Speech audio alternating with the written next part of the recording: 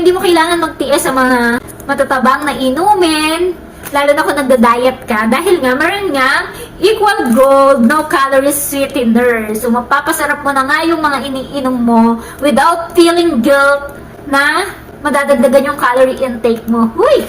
May ganun, B! Guys, ito yung nga yung ginagamit ng mga nagkikito diet, yung mga umiiwas sa calories. Ito kasi, itong sweetener na to, si Equal Gold, is no calories nga siya. So, usually yung mga nagkikito is mga black coffee without sugar yung ginagamit nila. Pero, kapag ginamit mo nga ito, may enjoy mo na yung pag-inom mo ng black coffee. Para na rin siya may asukal. Ang kagandahan nga lang dito sa sweetener na to is no calories siya. O, diba? So, pwedeng-pwede nga ito kung nagda-diet ka. Hindi nga madadagdagan yung calorie intake mo, lalo na yung mga nagbibilang ng calorie na ini-intake nila. Ox na ox to, hindi ka magsasuffer sa mga kinakain mo na walang lasa. Kasi pwede mo nang lagyan ng lasa ng sweetener na Equal Gold.